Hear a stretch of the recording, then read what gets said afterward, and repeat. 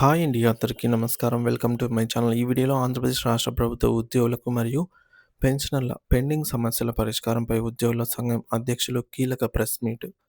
దీనికి సంబంధించిన పూర్తి తాజా సమాచారాన్ని వీడియోలో తెలుసుకుందాము. వీడియో అయితే ఎక్కడ కానీ స్కిప్ చేయకుండా ఎండ్ వరకు చూసేయండి. అప్పుడే ఇన్ఫర్మేషన్ పూర్తిగా అర్థమవుతుంది. అలాగే వీడియో చూస్తున్న ప్రతి ఒక్కరు వీడియోకి లైక్ చేయండి ఫ్రెండ్స్. ఈ వీడియోని తోటి ఉద్యోగ పెన్షన్ మిత్రులతో అయితే షేర్ చేయండి.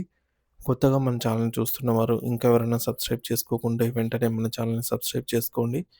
సో, దీని ద్వారా నేను చేసే లేటెస్ట్ వీడియోస్ అన్నీ మీ వరకు రీచ్ అవుతాయి. ఇక ఆలస్యం చేయకుండా వివరాల్లోకైతే వెళ్ళిపోదాము.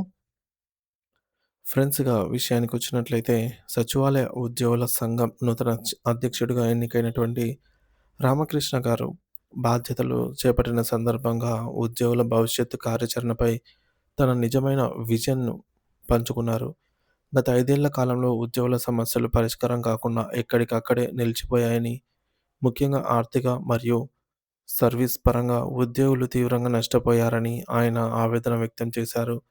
రాబోయే 3 ఏళ్ల కాలంలో ఉద్యోగుల సమస్యలను ఆర్థికపరమైనవి మరియు ఆర్థికేతర సర్వీస్ సంబంధిత అంశాలుగా 2 విభాగాలుగా విభజించి దశల వారీగా పరిష్కరించడమే తన ప్రధాన లక్ష్యమని స్పష్టం చేశారు. ముఖ్యమంత్రి నారా చంద్రబాబు నాయుడు గారు మొదటి నుంచి ఉద్యోగుల పట్ల సానుకూల దృక్పథంతో ఉంటారని, ఆయన సహకారంతో పెండింగ్ సమస్యలన్నిటినీ కూడా సీఎం దృష్టికి తీసుకెళ్లి త్వరితగతిన పరిష్కరిస్తామని భరోసా ఇచ్చారు.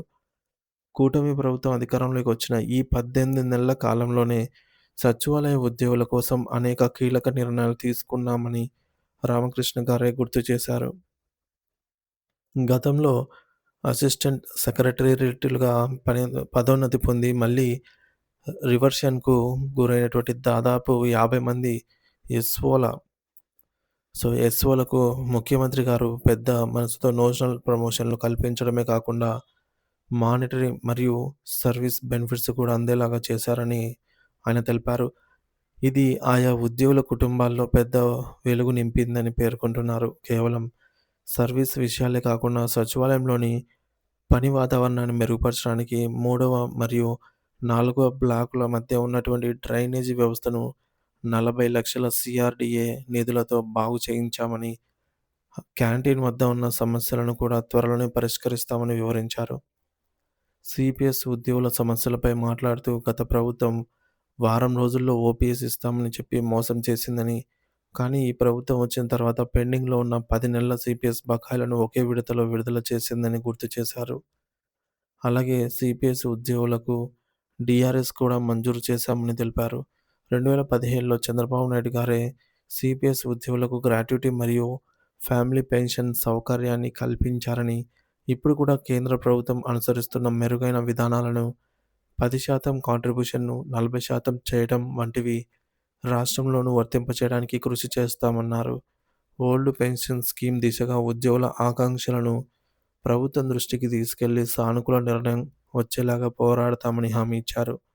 రాబోయే రోజుల్లో సచివాలయంలో నెలకొన్న సీనియారిటీ వివాదాలు, రూల్ ఆఫ్ రిజర్వేషన్ అమల్లో ఉన్న ఇబ్బందులు మరియు ముఖ్యంగా ఉద్యోగుల చిరకాల స్వప్నమైన ఇళ్ల స్థలాల అంశంపై ప్రత్యేక దృష్టి సారిస్తామని రామకృష్ణ గారు వెల్లడించారు.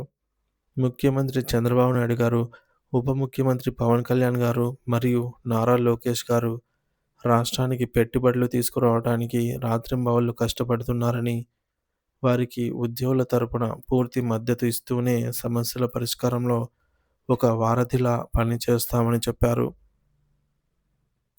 మరి గత 5 ఏళ్లలో సచివాలయ సంఘం రాజకీయ రంగు పులుముకోవటం వల్ల దాని ప్రతిష్ట దెబ్బతిన్నదని, ఇకపై రాజకీయాలకు అతీతంగా కేవలం ఉద్యోగుల శ్రేయస్సు కోసమే పనిచేస్తామని ఆయన ఖచ్చితంగా చెప్పారు. ఏపీ ఎన్‌జీఓలు మరియు అమరావతి జేఏసీ వంటి ఇతర సంఘాలతో కలిసిమెలిసి ఉంటూ సచివాలయ సంఘానికి పూర్వ వైభవం తీసుకొస్తామని ప్రతిజ్ఞ చేశారు.